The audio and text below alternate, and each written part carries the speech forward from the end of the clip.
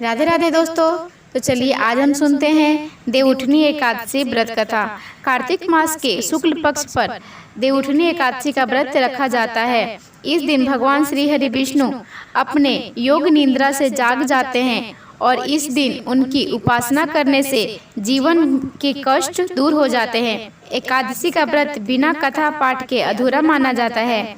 देवउठनी एकादशी की कथा पूरी श्रद्धा से सुननी चाहिए, जिससे फल की प्राप्ति होती है। एक बार ब्रह्मा जी बोले, हे मुनिश्रेष्ठ, अब पापों को हरने वाली, पुण्य और मुक्ति देने वाली एकादशी का महात्म्य सुनिए। पृथ्वी पर गंगा की महत्ता और समुद्रों तथा तीर्थों का प्रभाव अभी तक है। जब तक कार्तिक मास की देव प्रबोधिनी एकादशी तिथि नहीं आती, मनुष्य को जो फल 1000 अश्वमेघ और 100 राजस्व यज्ञों से मिलता है, वहीं देव प्रबोधिनी एकादशी के व्रत से मिलता है। तब नारद जी ने पूछा कि हे पिता, एक समय भोजन करने, रात्रि को भोजन करने तथा सारे दिन उपवास करने से क्या फल मिलता है, सो आप विस्तार पूर्वक मुझको समझाइए। ब्रह्मा जी बोले कि हे पुत्र, एक बार भोजन करने से 1 जन्म और रात्रि को भोजन करने से 2 जन्म तथा पूरा दिन उपवास करने से 7 जन्मों के पाप नष्ट होते हैं। जो वस्तु त्रिलोकी में न मिल सके और दिखाई न दे सके, वह हरि प्रबोधिनी एकादशी से प्राप्त हो सकती है।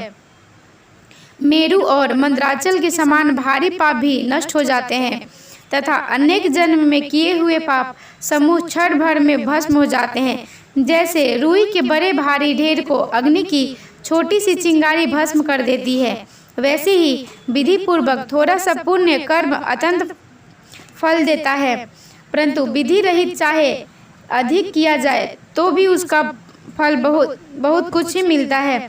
संध्या न करने वाले नास्तिक, वेद निंदक, धर्म शास्त्र को दूषित करने वाले मूर्ख, दूसरे की स्त्री का अपहरण करने वाले, पाप कर्मों में सदैव लगे रहने वाले, धोखा देने वाले, ब्राह्मण तथा शूद्र पर स्त्री गमन करने वाले तथा ब्राह्मणी से भोग करने वाले, ये सब चंडाल के समान है। जो विधवा अथवा साधवा ब्राह्मणी से भोग करते हैं, वे अपने कुल को नष्ट कर देते हैं, पर स्त्रीगामी की संतान नहीं होती और उसके पूर्व जन्म के संचित सब अच्छे कर्म नष्ट हो जाते हैं।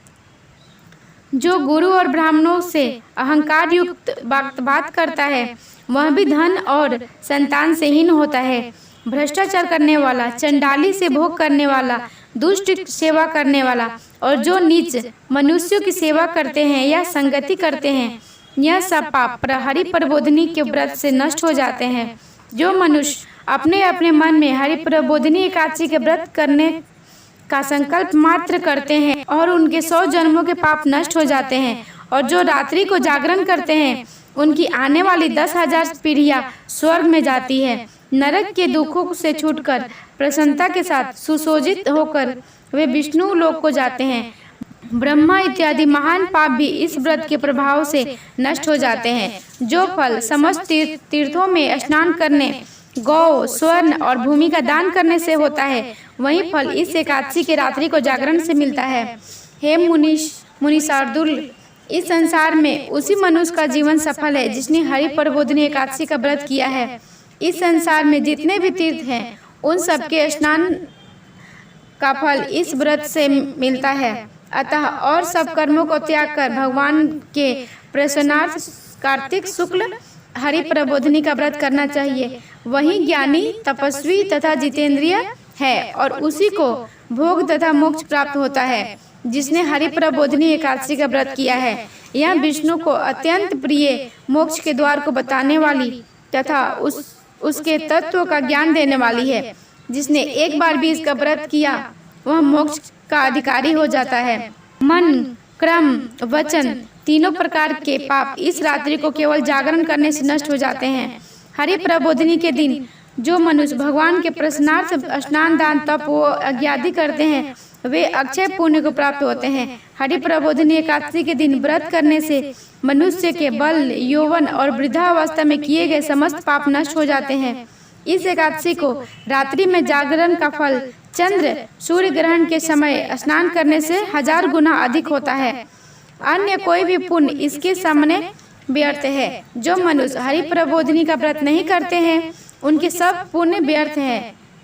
अतः हे नारद, तुमको भी विधि पूर्वक यत्न के साथ इस व्रत को करना चाहिए।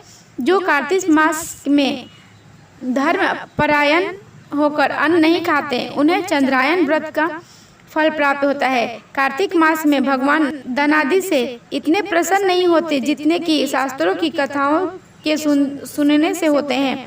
कार्तिक मास में जो भगवान विष्णु की कथा का एक या आधा श्लोक भी पढ़ते हैं या सुनते हैं या सुनाते हैं, उनको 100 गायों के दान का फल मिलता है।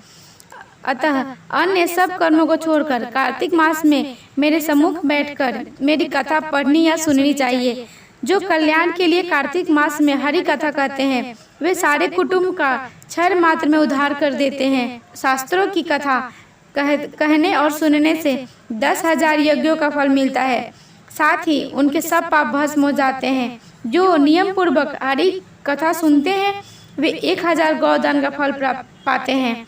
विष्णु के जागने के दिन भगवान की कथा सुनते हैं, वे 7 द्वीपों समेत पृथ्वी के दान करने का फल पाते हैं। जो मनुष्य भगवान की कथा को सुनकर वाचक को अपनी सामर्थ्य के अनुसार दक्षिणा देते हैं, उनको सनातन लोक मिलता है। ब्रह्मा जी की यह बात सुनकर नारद जी ने कहा, हे भगवान, एकादशी के व्रत की क्या विधि है और कैसे व्रत करने का क्या फल मिलता है, वह भी विस्तार पूर्वक समझाकर कहिए। नारद जी की बात सुनकर ब्रह्मा जी कहने लगे कि हे ब्रह्मा, मुहूर्त में जब 2 घड़ी रात्रि रह जाए, तब उठकर शौच आदि से निर्वृत्त होकर दंत धावन आदि करें। उसके बाद नदी, तालाब, कुआं, बावड़ी या घर में ही जैसा संभव हो स्नादि करें। फिर भगवान की पूजा करके कथा सुने और फिर व्रत का नियम ग्रहण करना चाहिए।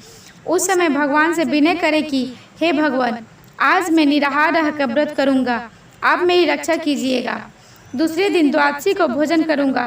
तत्पश्चात भक्ति भाव से व्रत करें तथा रात्रि को भगवान के आगे नित्य गीतादि करना चाहिए। प्रबोधिनी एकादशी को पुष्प, फल, अगर, धूप आदि से भगवान को अर्घ देवे। इसका समस्त तीर्थों से करोड़ गुना फल होता है। जो मनुष्य अगस्त के पुष्प से भगवान का पूजन करते हैं, उनके आगे इंद्र भी हाथ जोड़ता है। तपस्या करके संतुष्ट होने पर हरि भगवान जो नहीं करते, वह अगस्त्य के पुष्पों से भगवान को अलंकृत करने से करते हैं। जो कार्तिक मास में बिलपत्र से भगवान की पूजा करते हैं, वे मुक्ति को प्राप्त होते हैं। कार्तिक मास में जो तुलसी से भगवान का पूजन करते हैं, उनके 10,000 जन्मों के पाप नष्ट हो जाते हैं। तुलसी दर्शन करने, स्पर्श करने तथा नमस्कार करने, स्तुति करने, तुलसी रोपण, जल से सींचने और प्रतिदिन पूजन सेवा आदि करने से 1000 करोड़ युग पर्यंत विष्णु लोक में निवास करते हैं।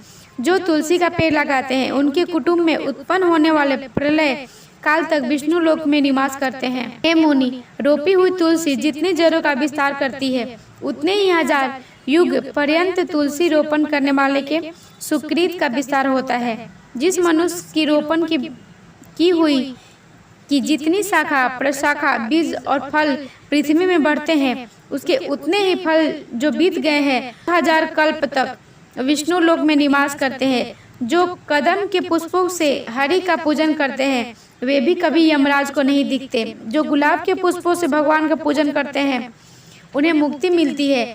जो वकुल और अशोक के फूलों से भगवान का पूजन करते हैं, वे सूर्य चंद्रमा के रहने तक किसी प्रकार का शोक नहीं पाते। जो मनुष्य सफ़ेद या लाल कनेर के फूलों से भगवान का पूजन करते हैं, उन पर भगवान अत्यंत प्रसन्न रहते हैं। और जो भगवान पर आम की मंजरी चढ़ाते हैं, वो करोड़ों गौओं के दान का फल पाते हैं। जो दूब के अंकुरों से भगवान की पूजा करते हैं, वे 100 गुना पूजा का फल पाते हैं। जो समी के पत्र से भगवान की पूजा करते हैं, उनको महाघोर यमराज के मार का भय नहीं रहता। जो भगवान का चंपा के फूलों से पूजन करते हैं, वे मनुष्य फिर संसार में नहीं आते। जो मनुष्य केतकी का पुष्प भगवान पर चढ़ाते हैं, उनके करोड़ों जन्म के पाप नष्ट हो जाते हैं। जो पीले रक्त वर्ण के कमल के पुष्पों से भगवान का पूजन करते हैं, उनके श्वेत दीप में स्थान मिलता है। इस प्रकार रात्रि को भगवान का पूजन कर प्रातः काल होने पर उठकर नदी पर जाए, वहाँ स्नान, जप तथा प्रातः काल के कर्म करके घर पर आकर विधि पूर्वक भगवान केशव की पूजा करे। व्रत की समाप्ति पर विद्वानों ब्राह्मणों को भोजन करावे और दक्षिणा देकर क्षमा याचना करे। इसके पश्चात भोजन, गौ और दक्षिणा देकर गुरु का पूजन करे। ब्राह्मणों को दक्षिणा देवे और जो चीज व्रत के आरंभ में छोड़ने का निश्चय किया था वह ब्राह्मणों को दे। हे राजन, रात्रि में भोजन करने वाला मनुष्य ब्राह्मणों को भोजन करावे और स्वर्ण सहित बैल का दान करे। जो मनुष्य मांसाहारी नहीं है वह गौ का दान करे। आंवले से स्नान करने वाले मनुष्य को दही और शहद का दान करना चाहिए। जो मनुष्य फलों को त्यागे वह फल दान करे। तेल छोड़ने पर घृत और घृत छोड़ने पर दूध, अन्न छोड़ने पर चावल का दान किया जाता है। जो भूमि शयन का व्रत लेते हैं उनको शया दान तथा तुलसी सब सामग्री सही देनी चाहिए। पत्ते पर भोजन करने वाले को स्वर्ण का पत्ता घृत सही देना चाहिए। मौन व्रत धारण करने वाले को ब्राह्मण और ब्राह्मणी को घृत तथा मिठाई का भोजन कराना चाहिए। बाल रखने वाले को दर्पण, जूता छोड़ने वाले को एक जोड़ा जूता, लवण त्यागने वाले को शर्करा दान करनी चाहिए। मंदिर में दीपक जलाने वाले को तथा नियम लेने वाले को व्रत की समाप्ति पर ताम्र अथवा स्वर्ण के पात्र पर घृत और बत्ती रखकर विष्णु भक्त ब्राह्मण को दान देना चाहिए। एकांत व्रत में 8 कलश वस्त्र और स्वर्ण के अलंकृत करके दान करना चाहिए। यदि यह भी न हो तो इसके अभाव से ब्राह्मणों का सत्कार सब व्रतों को सिद्धि देने वाली कहा गया है। इस प्रकार ब्राह्मणों को प्रणाम करके विदा करे। इसके पश्चात स्वयं भी भोजन करे। जिन वस्तुओं को चतुर्मास में छोड़ा हो उन वस्तुओं की समाप्ति करे अर्थात ग्रहण करने लग जाए। हे राजन, जो बुद्धिमान इस प्रकार चतुर्मास व्रत निर्विघ्न समाप्त करते हैं वे कृतकृत हो जाते हैं और फिर उनका जन्म नहीं होता। यदि व्रत भ्रष्ट हो जाए तो व्रत करने वाला अंधा या कोढ़ी हो जाता है। भगवान कृष्ण कहते हैं कि राजन, जो तुमने पूछा था वह सब मैंने बतलाया। इस कथा को पढ़ने और सुनने से गौ दान का फल प्राप्त होता है।